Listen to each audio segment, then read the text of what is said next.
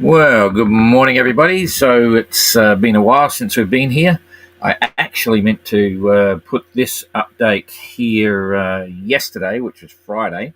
We're completely losing track of days. That would have made it our sort of usual deal. Once a week we try to get up, and we've still got two sailors out there making pretty steady progress now towards Fiji and VUDA Marina, which is really exciting.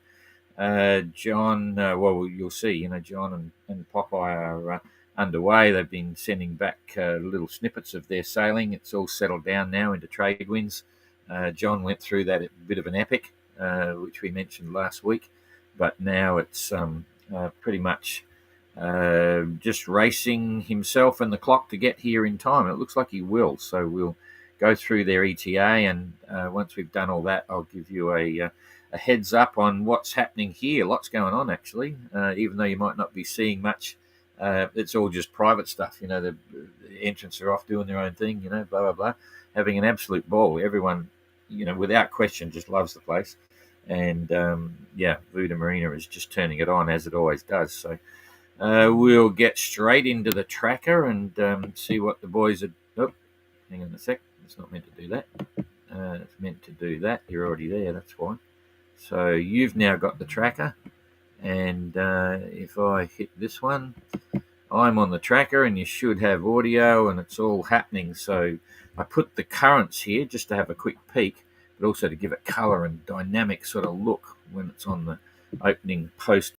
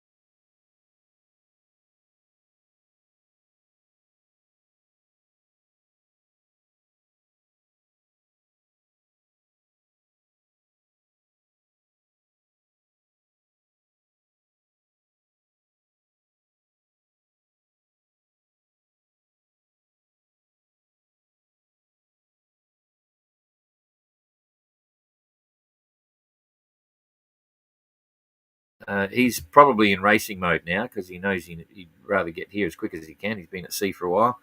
So 4.3 knots, 108 mile day, the magic 100. He's got 667 to go. So even without looking at the weather, you'd normally say that's going to be 7-8 days. He needs to maintain that 100 mile a day, which is usually possible. If there's wind to sail, you can easily keep it moving. And then you've got some delays naturally coming around the wind shadows of the island, the big island, Vitilevu.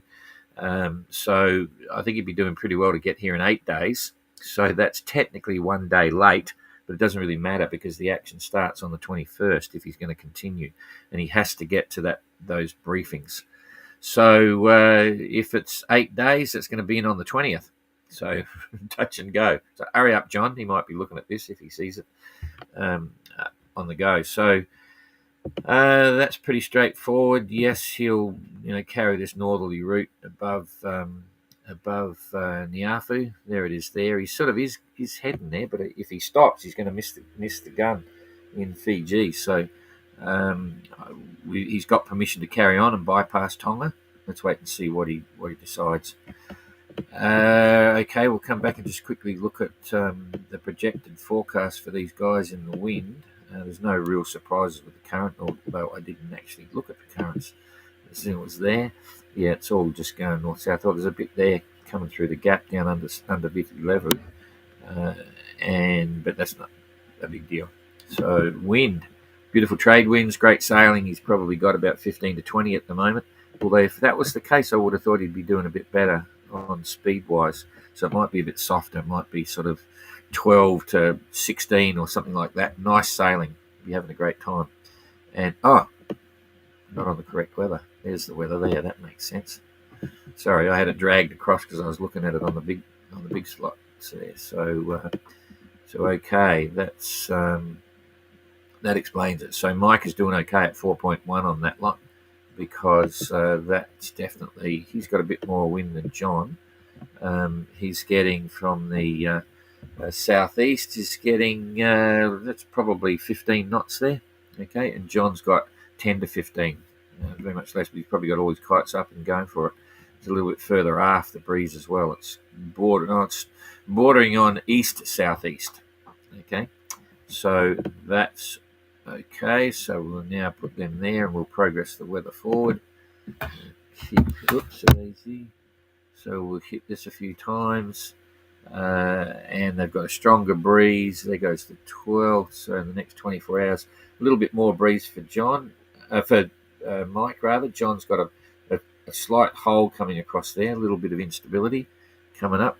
Lighter winds. That's not going to increase his speed. He's very close to those wind holes. And when you see that stuff, as you mentioned many times, you can expect squalls.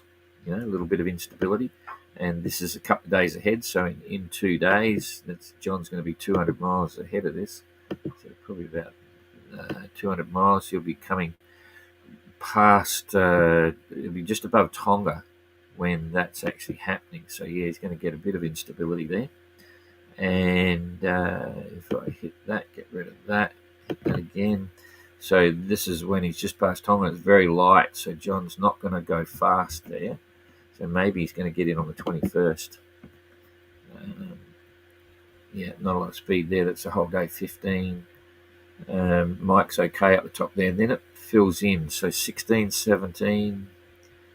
Not looking too bad, but certainly not fast. But fantastic sailing. They will have done their deal, 7,400 miles from Panama. And the weather's, been pretty acceptable. So there's the 19th. We've got reasonable sailing. So a couple of slow days there, but generally classic trade wind stuff. No big winds expected. So for John, I think it'll be a bit of a race. He's going to be here 20 or 21. So we'll see how that goes. Okay, that's about all I can tell you there. So I'll come back here and easy. Come up with that.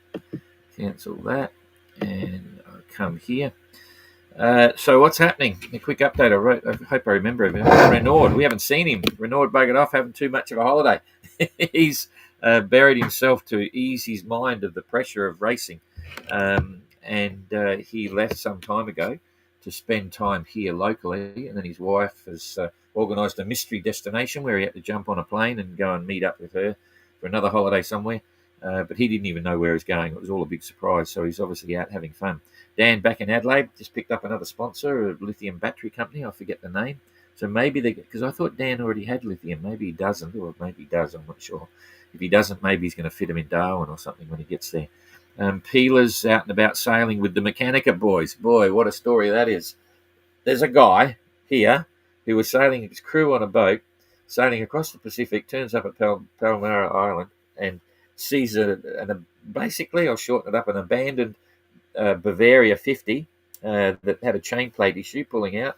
The owner gave it to a guy on the island, and that guy on the island who then owned it asked him to try and drag it across the lagoon and turn it into like a houseboat inside the lagoon because there's no pass. And he said, "No, that's stupid. I'll buy the boat off you." So he made him a ridiculous cash offer, so stupid, crazy. Managed to secure the title for the boat, and so he literally found this abandoned boat. And he's here, great guy. Gave us a hand with fixing up some electronics here on Adventure. And anyway, they're a real cool bunch of young guys and girls, and Peeler's out sailing with them at the moment. And I think she's been out for the last 4 or 5 days. Some amazing cruising boats here with some really amazing stories. The cruising life is certainly cool, and watching the kids is pretty impressive. Known about that. Kids on cruising boats a good way to get into life.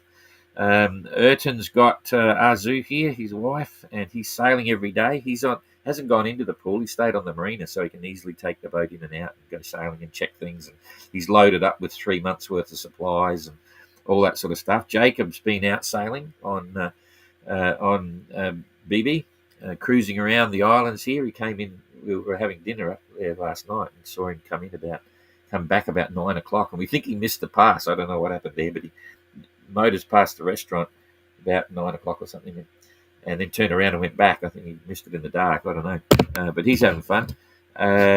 Christian's still on the hard, chasing little issues with his anti-fouling. He's got a silicon-based anti-fouling. We did an interview about it. I'll Jane's got that. We've got so much on, but we'll get that interview up later because it's a very interesting system, and I'm now convinced it might be the answer for the Golden Globe race barnacles. I had a chat with another guy here with his boat out on the hard, Big Steely from Holland or Sweden, so I forget now. But he's got the silicon-based anti-fouling as well.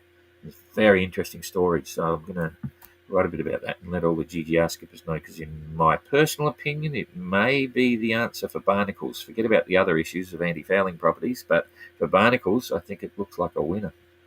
Crazy stuff, but anyway, it's tactile. The goop that you used to buy in a thing when you're a kid and kids play with it, and it really feels weird, cold and stretchy, but nothing sticks to your hands. It's funny.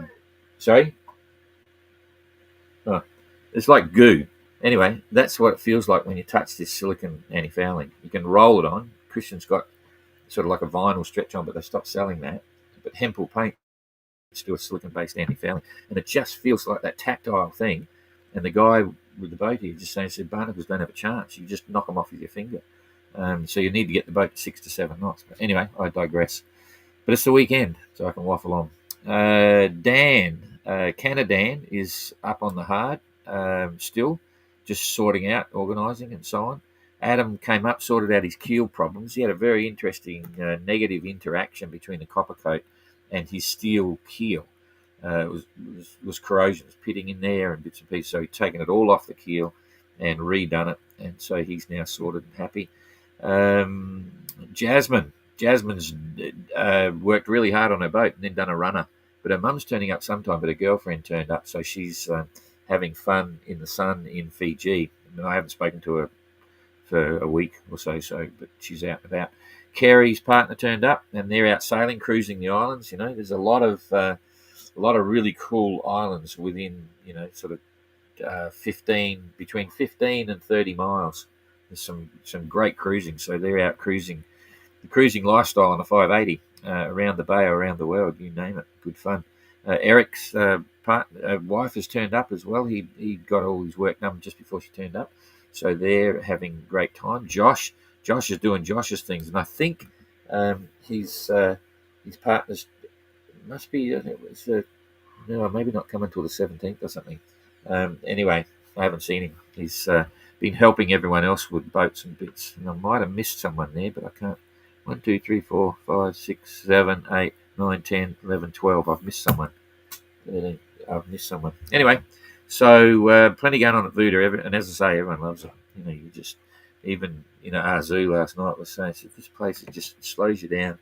Beautiful environment in the marina. This is for holiday people. That's got cabins here, and all the cabins are fully booked and so on. We've got Ada here with us, of course, and she's doing bits and pieces. So, but I think we're going sailing today. We finally did some work on the boat yesterday, and I've got to show Ada how to set a sail now, put it up on the furling gears and bits and pieces, and then the three of us will take off for a couple of days before we get another person here with us. So, all black screen. Oh, what can you?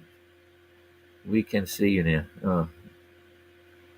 Oh, don't tell me. I'm just seeing the comments here. Audio back on. No audio. Blank screen. What the? Okay, I should have checked that. 8:04. So the sound and video went down. Okay. Now video 8:10. Audio back. Still no screen. What the bloody hell? Oh well, it was a good idea. Hopefully you got video back 8:13. Holy dooly. Okay. Sorry about that, everybody. So you didn't see much at all. That's a bit of a bore. Gary. Gary Swindle. Yes, I did miss Gary. Gary's back in Oz, and he's doing his decision-making process as well. So we're hoping that Gary carries on, and because it's very much a big family here, and Gary's missed out on a lot of the fun factor because he was always chasing from a delayed start. But anyway, it's all good. So hopefully you heard and saw some of that, and we'll carry on regardless. But yeah, everyone's having a good time. The start day is moving on very quickly. If you're watching this, the start line is going to be where the finish line was, and it's attended. It's only short riding attenders. So if you're on boats here in Fiji or whatever, you can come out and watch the start. It'll be a bit of fun, like always, and it'll be here before we know it. So regardless, we'll probably come up again we'll be up again next Friday and do a bit of a live and just update everyone what's happening. And hopefully I'll have audio and a big screen. I've got no idea what you saw, but anyway, there's a few people there. So thank you for that. And we'll, there's no questions here, I don't think. I'll just go back to the beginning. Anyway, sound and video went down. Thanks, mate. You've disappeared. I don't know why. No audio. Blanks. Might blank screen apart from logos. Audio back. I can't work that out. Okay. Just the MGR. All right. Thanks for that.